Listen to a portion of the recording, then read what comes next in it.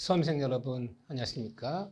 이 매도인의 담보 책임이라는 데가 별표 3개인데 법조문이 569조부터 584조까지 장장 15개 법조문이 이 담보 책임에 관한 법조문이에요. 매매에 관한 법조문이 약 30개 되는데 30개 법조문의 절반이 이 담보 책임 규정이란 말이에요. 굉장히 양이 많다는 거예요. 우리 교과서가 비교적 굉장히 간결하게 써놨어도 10페이지에 해당돼요. 양이 많아요. 자, 근데 우리 담보 책임을 우리가 이해하기 어려운 이유가 뭐냐?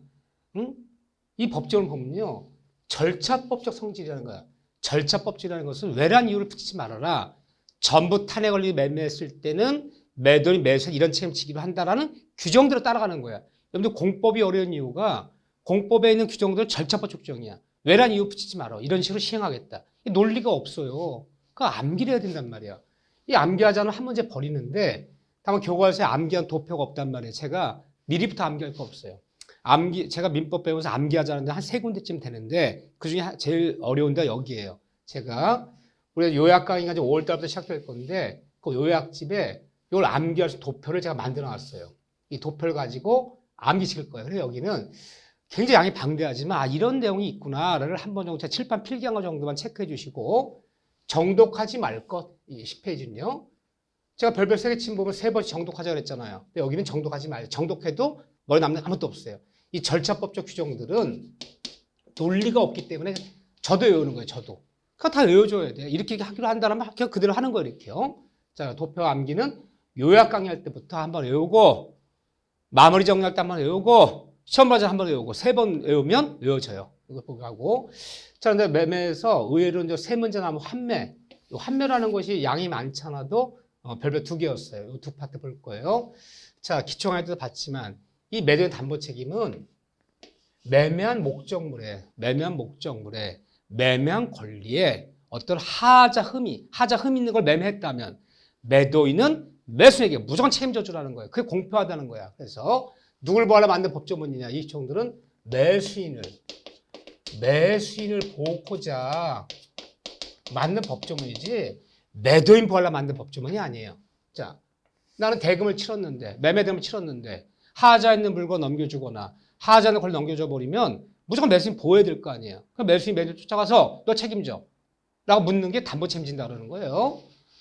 그러면 매수를 보호하고자 세상을 살아가는 공평. 이 공평의 원리에서 이것이 인정되는 거예요. 이게 공평하다는 거예요. 이게. 두 번째, 이 담보 책임은 그렇지만 반드시 유효한 계약을 전제로 한다. 전제로 한다는 얘기는 매매 계약 이건 뭐건 그 계약 자체가 유효했을 때 계약이 유효했을 때 이 담보 책임이 발생하는 것이지 한마디로 계약 무효가 됐더라. 무효인 계약. 이 무효인 계약에서는 이 다음에 이제 우리 민법 많이 공부하면요. 어느 법률행위가 어느 계약이 무효됐다. 이 무효에서는 뭐든지 뭘 해결하는 거냐. 무효에서는 이 부당이득 반환 문제를 다 해결하는 거예요. 이거로 처리하는 거지. 무효인 계약에서는 담보 침체한다는 말이 없어요. 계약이 유효했을 때 이 담보 침체 문제 나온다는 거. 세 번째. 이게 제일 중요한 얘기예요. 이게 이 매도 담보 책임은 이렇게 얘기해요. 법정에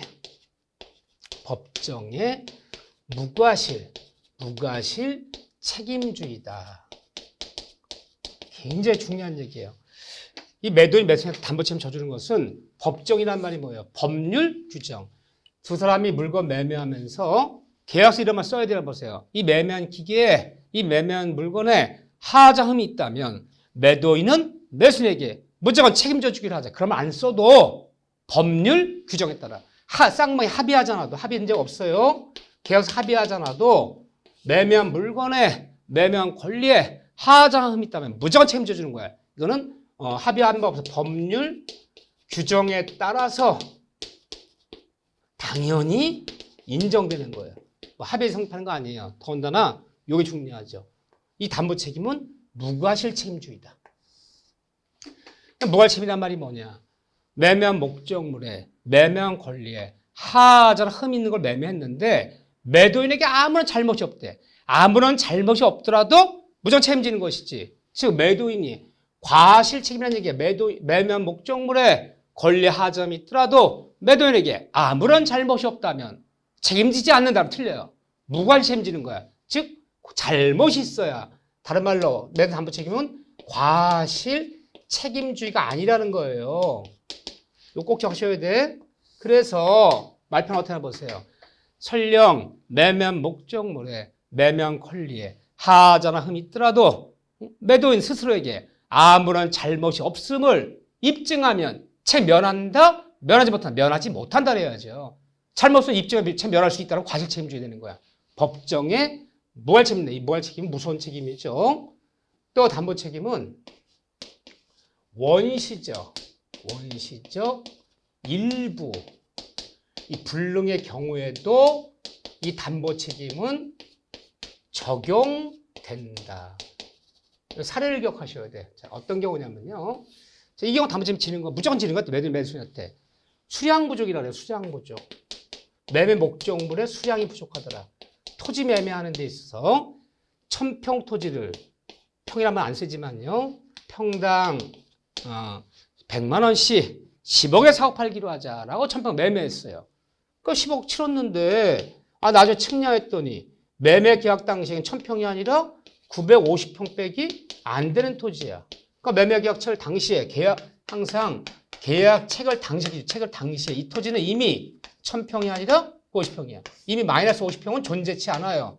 전부불능이라고. 그럼 950평만 가능한 거야. 1000평 전부가 존재하지 않으면 전부불능. 매매한 목적물에 950평 존재하는데 50평이 존재하지 않더라. 50평 넘길 수가 없는 거잖아요. 원시 일부 불능. 이 경우에도 매도인이 아무 잘못이 없더라도 매도인이 하는 얘기가, 나도 5년 전에 땅 살 때 1000평 값 치렀지 측량 안 해봐서 대장에 1000평이 돼 있어. 대장 믿고 거래했다고 보호받는 거 아니에요. 대장에는 공신력 없어요. 등기에도 공신력 없어요. 실제 측량한테 950평이 안 되더라. 그럼 매도인이 설령 아무런 잘못이 없더라도 50평 값 대금 감액해줘야죠. 5천만 원 깎아줘야지. 응? 이 경우에도 부족하면 매도인이 잘못이 없더라도 무조건 50평 대금 감액 요구해서 5천만 원 감액할 수 있다 없다? 있다. 원시 일부 불능의 경우 요 사례 기억하셔야 돼. 요 경우에도 적용된다. 기억하셔요. 근데 이 담보책임 중요한 이유는요. 이 매도인 담보 책임은 꼭 매매에서만 있는 게 아니야. 다른 유상 계약에도 이 담보 책임 모두 적용된다.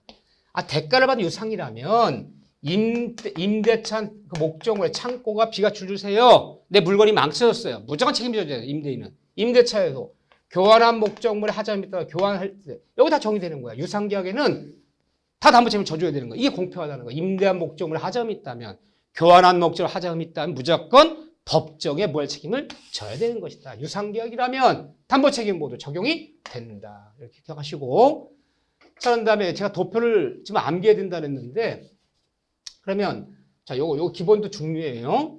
봐주시고, 두 번째 암기는 뒤로 빼는 거예요. 제가 그 교재 보면 10페이지지만 7페이지 중에서 10페이지 중에 7페이지는 다 외워야 돼. 그거를. 근데 글씨를 어떻게 외웁니까? 우리가 글씨 7페이지를 도표 한 장으로 해서 외우는 것은 이 다음에 요약 강의 때 한 번 하고 마무리 강의 때 한 번 하고 3번을 할 거예요. 시험장 가기 전까지. 자, 정독하지는 말자 그랬어요. 제가요. 해도 모르니까. 이번에 담보 책임의 종류.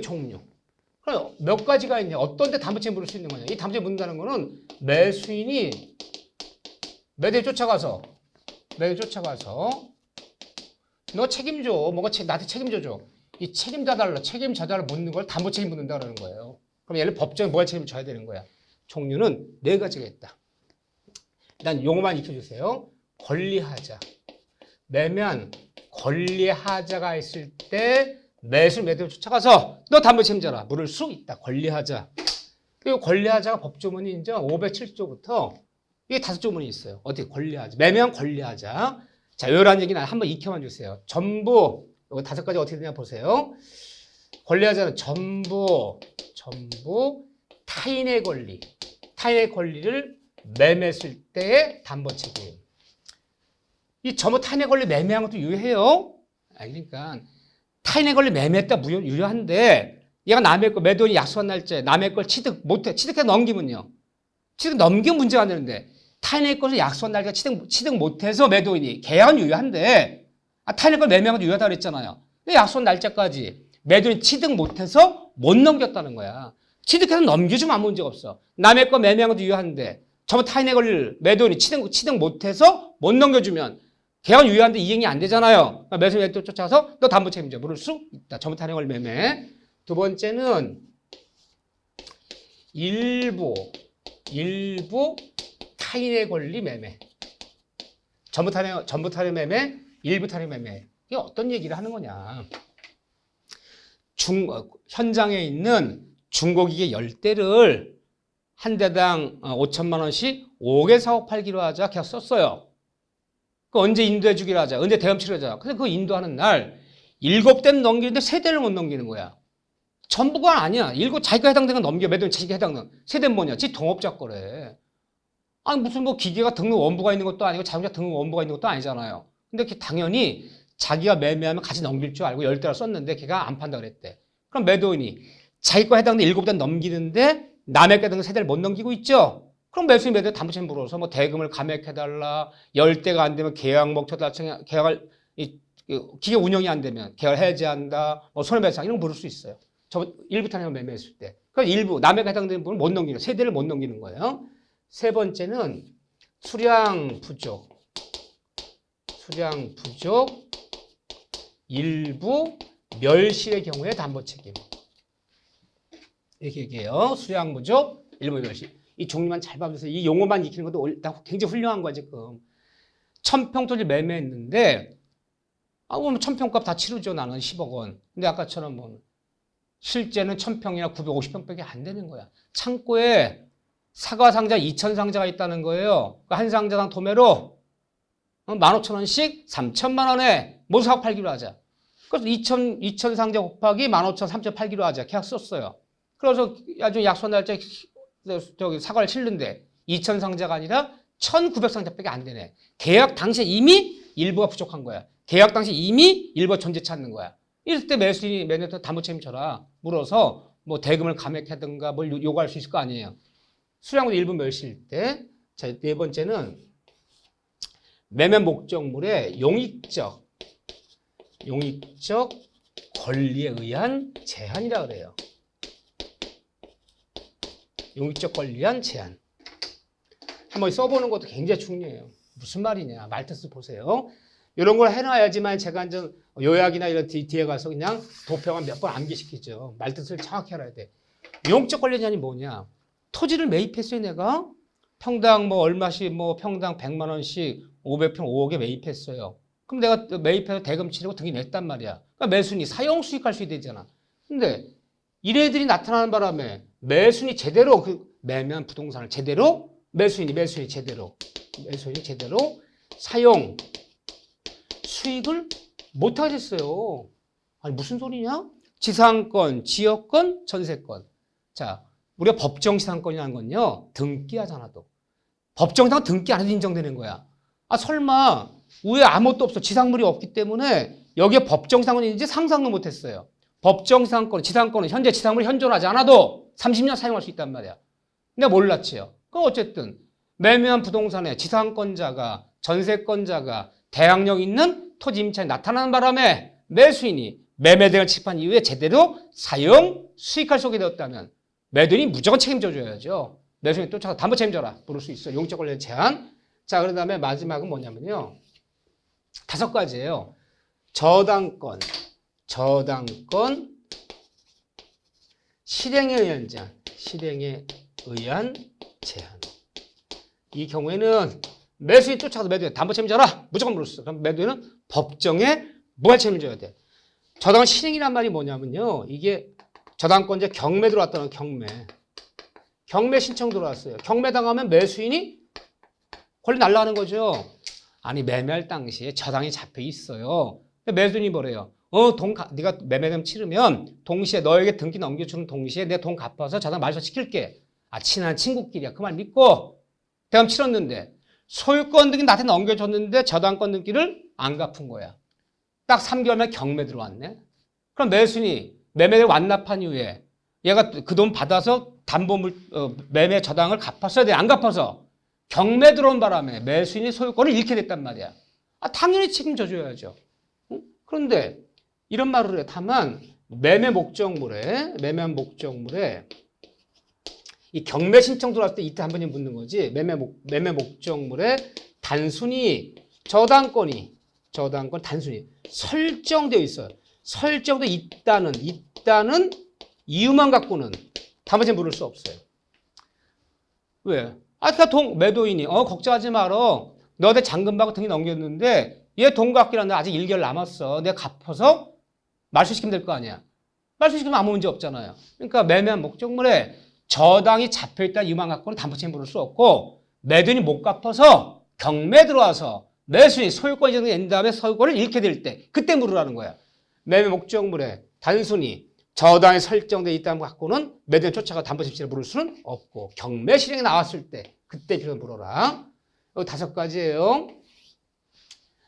근데 이 권리하자를 물을 때는 이제 매수인들이 여기 이다 보면요. 이 부동산 매수인들, 부동산 상상하자. 매수인들이 선일 수도 있고 나는 몰랐다. 이런 거 이제 몰랐다. 악일 수도 있고 다 알고 처음부터. 근데 이 권리하자 물을 때 일반적인 얘기를 하는 거 원칙은 매수인은 선의만 갖추면 담보책임 인정해요. 악의는 드물게 인정하는 경우가 있어요. 이런 데서 이제 악의가 인정되는 경우가 있는데 그런 거 이 다음에 보기로 하고 일단 권리하자를 물을 때는 매도인한테 매매한 권리하자를 물을 때는 매수인은 선의만 갖추면 돼요. 선의. 즉 매수인은 무과실은 요하지 않아요.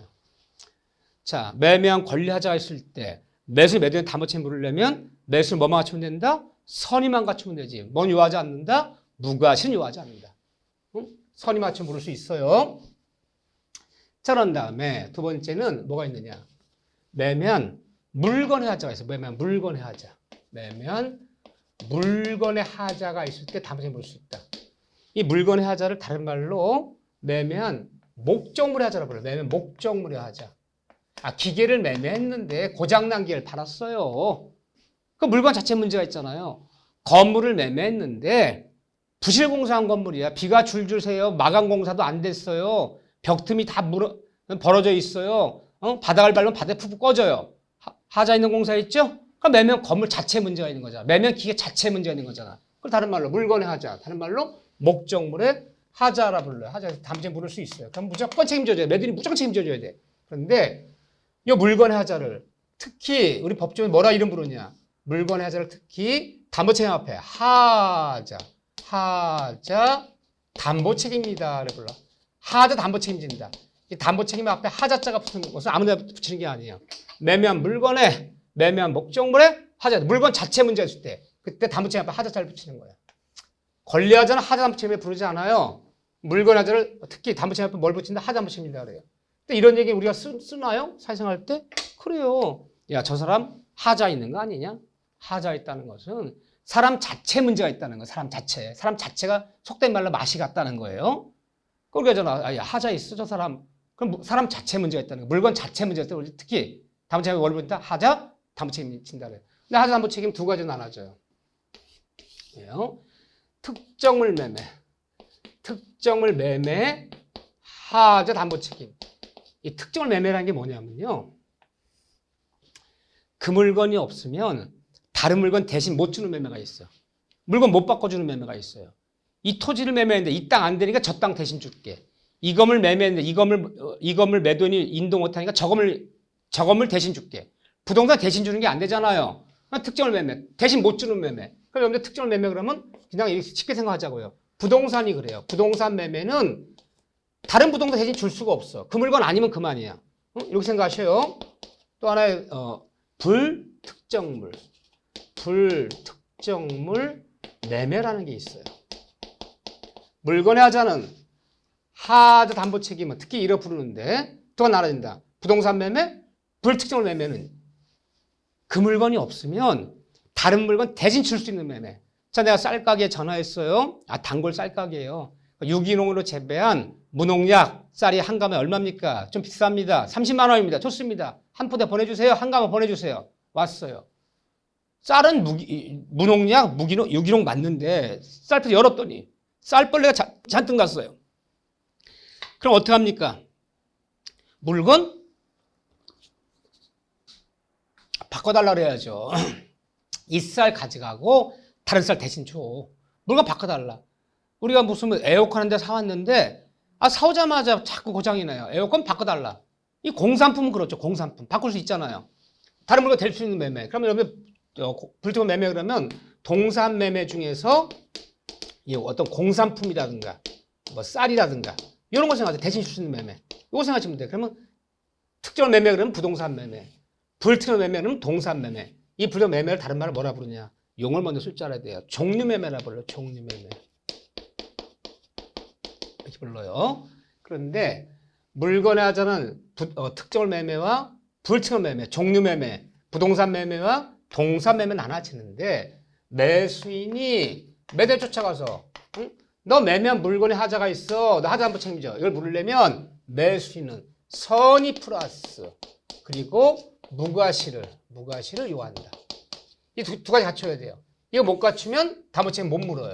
권리하자를 물을 때는 매수 뭐만 갖추면 돼요. 몰랐다. 선의만 갖추면 담보책임 물을 수 있어. 무과실 요건이 아니야. 물건의 하자를 물을 때는 매수 요건은 뭐라고요? 선의뿐 아니라 뭐까지? 무과실까지 요한다. 이렇게 얘기해요. 또 이 물건의 하자는 안날로부터 6개월에 제척제한을요. 6개월 지나 물을 수가 없어요. 물건의 하자는. 이 두 가지 차이점 기억하라는 거야. 이거요. 근데 이 다음에 보면 물론 여기 이제 언제까지 기간 제한이 없는 것도 있어요. 언제 물을 법이 없는 게 있는데 기본적으로 권리하자는 기억하세요. 기본이 예외 있어요. 다 이 다음에 도표 안 계실 거야. 물건의 하자는 기본이 안날로부터 1년 내에 물어야 돼. 권리하자는 안날로부터 1년. 물건의 하자는 안날로부터 6개월 지나면 못 물어요. 이 정도. 이 다음에 이제 여기서 이제 몇 가지 볼 거예요. 여기 두 가지가 있네요. 이게 다 법조문들이야, 이게. 자, 그런 다음에 이번에는 이 정도 이제 익혀주셔야 돼. 담보채무 내용. 그럼 이 7가지 경우, 지금 7가지 얘기했네. 지금 7가지의 경우에 매수인 매도에 쫓아가 뭘 물으라는 거냐. 응? 전부 탄핵 권리, 일부 탄핵 권리, 수량 무조, 용적 권리, 저당과 실행엔 제한, 특정을 매매, 부도 매매. 이런 일이 있었다면. 담보채무 이번에는 내용. 매수인 매도한테 뭘 물어서 보호받으라는 거냐. 다음 내용은 4가지. 이 4가지 물어서 보호받으세요. 4가지 이 책임을 물으면 매도인은 매수인 무조건 책임져 주라는 거야. 무한 책임져 주라는 거야. 때에 따라서 계약의 해제권이 있어요. 해제권. 매매 목적물에 매매한 권리 하자나 흠 때문에 매수인이 계약 목적 달성이 안 된다면 매수인에 쫓아가서 계약을 해제할 수 있다. 계약 해제권. 또 때에 따라서는 대금 감액 청구권. 대금 감액 청구권 물을 수 있다. 세 번째는 때에 따라서는 매수인 매도인에게 선의 매수인은 선이라면 매도 쫓아가서 손해배상을 청구할 수 있다. 손해배상 청구권. 이 4가지 물어서 보호받는 거예요. 때에 따라서 매수인 매도인에게 쫓아가서 완전물 급부 청구권이 있어요. 이 4가지를 물으면 매도인은 매수인에게 법정에 무할 책임져줘라. 이 완전물 급부 청구권이라는 얘기 뭐냐면요. 물건 바꿔달라는 거예요. 물건 이 쌀 가져가 저 쌀 바꿔줘. 이 기계 가져가 다른 기계를 바꿔줘. 물건 바꿔달라. 이 4가지면 다만 이 완전물 급부 청구권 어디에만 인정되는 거냐. 기억하세요. 오로지 불특정물. 여기 아니면 쓰면 안 돼요. 불특정물 매매에서 동산 매매에서 여기서만 쓰는 용어예요. 여기 아닌 데는 물건 바꿔달라는 말이 없어요. 여기서 매수인이 선의 플러스 무과실. 이 무과실인 매수인에게만 인정되는 거예요. 여기가 아닌 데서는 물건 바꿔달라는 말이 없어요.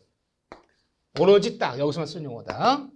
불특정물 매매. 물건 하자 중에서 불특정물 매매. 공산품 동산 매매에서만 물건 바꿔달라는 게 있지. 특정물 매매, 부동산 바꿔달라는 말은 없잖아요. 오로지 여기에만 쓰는 용어다. 선의 무과실 매수인한테만 인정되는 게 이거다. 이 4가지 뭐 보호받으라는 거예요. 그런데 주의할 것은 우리 민법에 담보채무로 규정이 안 돼 있는 게 있다. 규정 안 되는 게 뭐냐? 규정이 안 돼 있는 거. 하자 보수 청구권. 이거는 인정이 안 되는 거예요. 우리 민법 규정 없어요. 이걸 골라야 돼. 다만 내용에 속하지 않는 거. 그럼 이거예요. 하자 보수 청구권이 뭡니까? AS해달라. 이게 사장한테 제일 많이 쓰는 거잖아요. 무상 수리 기간이 있잖아. 그 무상 수리 기간은 이유를 막느라고 무상 수리해 주는 거잖아요. 자동차를 판매하건 비싼 물건 판매해서 무상 수리 기간 AS 해달라. 이게 우리 국민들 가장 많이 쓰는 담보 책임이야.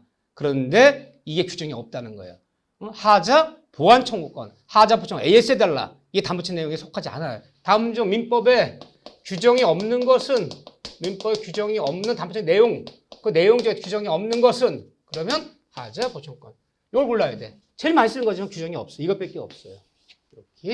이렇게 한번 봐주시고 한번 보는데도 시간이 걸려요. 그래도 이렇게 좀 차근차근 이 다음에 그 구체적인 내용 이 내용들에 들어가면 아까 제가 7가지 얘기했죠. 그거 다 암기해야 돼 도표로. 그래야지 한 문제 맞춰요. 그럼 이 다음에 이건 여기를 한 번에 못 가요. 너무너무 복잡해서 그렇지만 시험에 나오기 때문에 이 다음에 경매에서 담보 책임까지도 다 도표를 걷고 정리하고 판례까지 섞어버리면 뭐 그건 정신도 없고요. 도표를 암기시킬 거다. 절차법적 규정이다. 이렇게 봐주시면 돼요.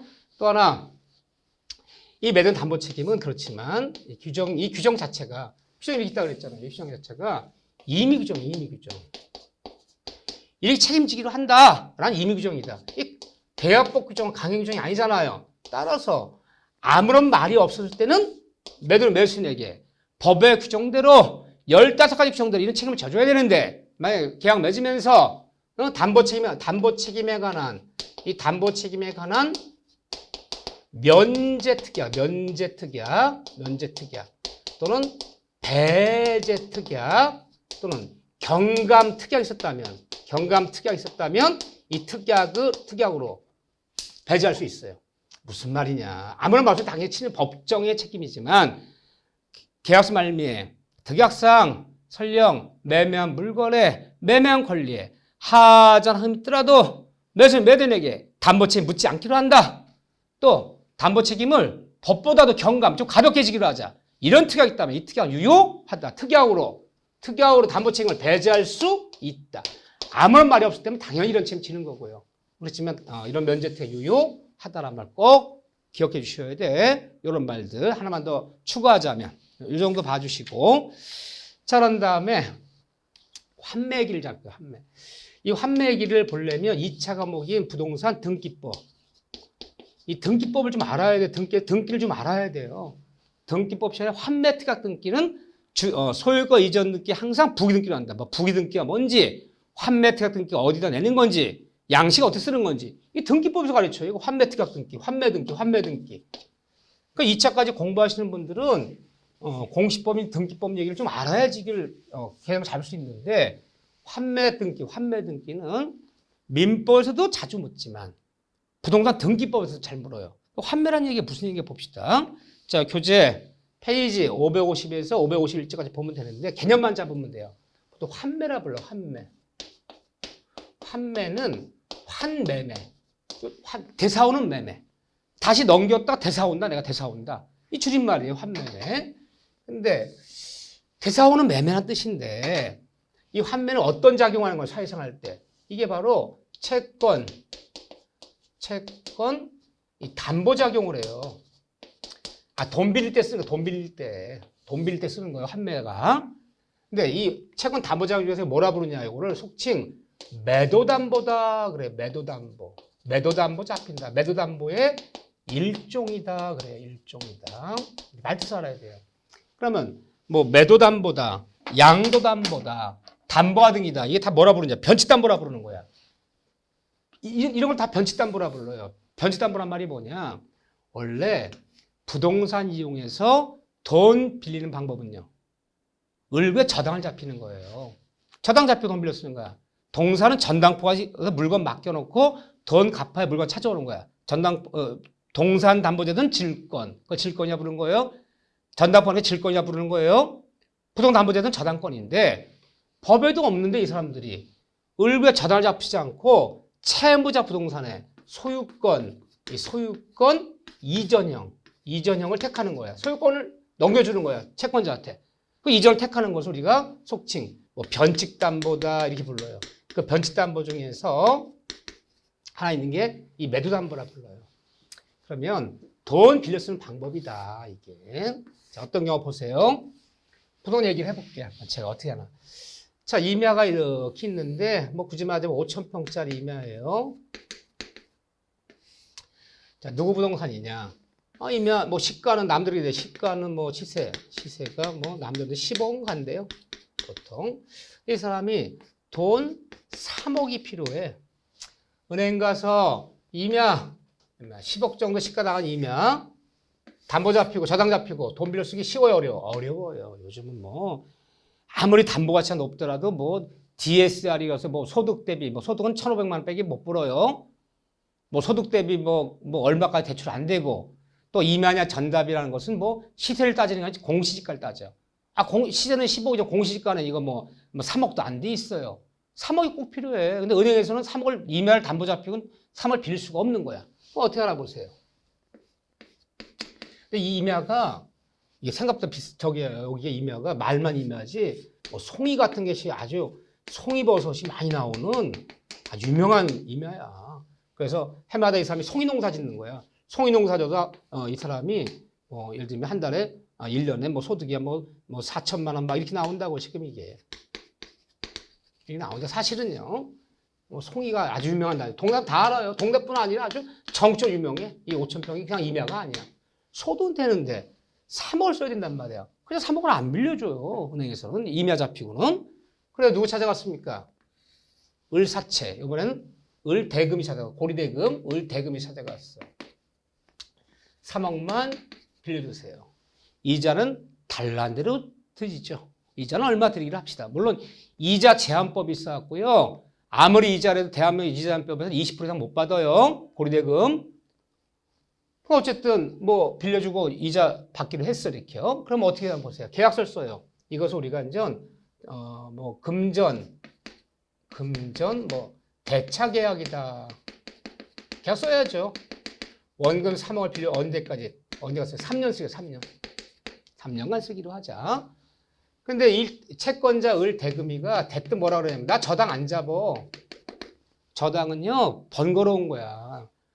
저당 잡아놓으면 돈 갚여 3년간 쓰기로 하죠. 3년간 이자 한 번도 안 냈다고 해서 미리 경매할 수 없어요. 모든 저당권은 계약서에 약속한 변제 도래한 후에만 경매하는 거지. 이자 밀린다고 약속한 계약날 3년 전에 미리 경매할 수도 없고 또 약속한 날짜 안 갚으면요. 경매 신청서 법무부터 작성해야지, 감정평가면 선납해야지, 등록세 납부해야지, 또 기다리면 척등까지 막 1년씩도 걸려. 굉장히 바쁜 법원에서는요. 경매 물건이 많대. 한번 유찰되면 또 6개월 넘어가 봐. 돈을 받으려면요. 절차도 번거롭고 시간도 오래 걸려. 얘가 뭐 하자요? 소유권 넘기라는 거야. 소유권 자기 앞에 해달래요. 이런 거 우리가 예약계약이다 불러. 대물변제 예약. 예약계약 맺죠. 대물변제 예약. 내 앞으로 소유권 넘겨달라. 나중에 3억 못 갚으면 땅을 대신 갚아. 이 돈 대신 이거 땅을 주겠다. 그리고 나서 등기부에 소유권 이전 등기를 해버려. 소유권 이전 등기 해버리면 이게 이제 채권자 앞으로 이전 등기 3년간 해놓는 거야. 이걸 양도담보다 매도담보라 불러요. 근데 그랬더니 매도인이 그래요. 그러면 그 중에서 우리 매도담보 합시다. 매도담보. 양도담보가 매도담보가 있어요. 그럼 나중에 설명해드릴게. 이 매도담보는 이자를 주지 않는 거야. 그 대신 네가 여기서 3년간 이 송이버섯 네가 다 채채 가지라는 거야. 이 송이버섯과 이게 이제 경제 이득 과실이라 부르는 거예요. 4천만 원 나와요. 이거와 서로 이자를 서로 상대 처리하자. 그 다음에 얼마가 갚으자 3년 뒤에. 빌려주면 3억만 갚으면 손 되돌려 주기로 하자. 이게 바로 매도담보 중 환매라 부르는 거야. 그럼 어떻게 알아보세요? 등기 어떻게 내려보세요? 3년간 쓰기로 했어요. 2번 소유권 이전 등기 원인은 매매를 원인 삼아요. 을대금이 3년간 이거 넘겨놓고 그리고 뭘 넘겨주는 거냐? 등기 넘기는 것이 아니라 이 잡은 부동산의 점유까지 넘겨주는 거야. 점유까지. 네가 써라. 이전해 주는 거야. 그러면 3년간 송이버섯 누가 채취하는 거예요? 얘가 채취하는 거야. 그 대신 뭐라는 거야? 3년간 이자는 없는 거야. 이자가 서로 까는 거야. 원금만 갚으면 되는 거야. 남들이 보면요. 소유권 등기 넘어갔죠? 을대금이 앞으로. 점유도 을대금이가 송이 채취하고 다 사용하죠? 완벽한 소유권이 넘어간 거잖아. 이게 지금. 이게 매도담보라 부르는 거야. 남들보다 완벽히 넘어갔잖아. 그건 내가 되찾아올 거 아니야. 10억짜리인데 3억에 넘길 수 없죠. 3년 뒤에. 그럼 여기다가 이 부기로 환매특약. 대사하는 거 환매특약. 환매대금 얼마만 대금 갚아. 이걸 꼭 적어야 돼요. 환매대금 안 적으면 내가 언제 3억 달러에서 5억 줘. 이런 거 골치 아프잖아요. 환매 대금 3억 원. 환매 기간 정했어. 정했다는 여기다 적는 거야. 뭐 2026년 예를 들면 9월 20일까지 환매 권리자는 누가? 갑이. 이렇게 등기를 내놓으면 이 부동산이 뭐 병화태가 있든 이게 정화태가 누가태가 있든 관계없어. 나는 어때까지 이날까지 3억 원만 갚으면 누가태고 소유권 다 찾아오는 거야. 누가태가 관계없어. 얘 갚으면 무조건 찾아오는 거야. 이렇게. 이런 제도가 환매다. 돈 쓰는 방법이잖아요. 자, 환매에서 자, 이 돈 쓰는 방법이구나. 소유권 넘겨놓고 대사할수 권리 등기 내는 거구나. 이렇게 부기 등기로. 자, 딱 세 가지만 기억하시면 돼요. 환매는 돈 쓰는 방법이에요. 첫째, 환매는 동시성을 요한다. 동시성을 요한다. 이것은 강행 규정이야. 반드시 지켜야 되는 거야. 특약으로 배제할 수 없어요. 동시성이란 말이 뭐냐? 환매 특약은 반드시 소유권 이전 특약과 그러니까 등기 따질게. 등기 따지면 이 등기와 이전 등기와 환매 등기는 반드시 동시에 신청해. 동시에 나야 돼. 등기가 이 두 가지 등기가 동시에 나야 돼. 동시에 안 나면 다 무효해. 이거 이슬람 하나 다 무효해. 동시성을 요한다. 그러니까 동시에 났다는 게 뭐냐? 동일한 접수번호가 나와야 돼. 등기 접수시킬 때 채권이 을 대금의 앞으로 소유권 이전 등기 신청할 때 접수번호가 있어요. 접수번호가 만약에 97888이라 합시다. 환매 특약 등기도 97888.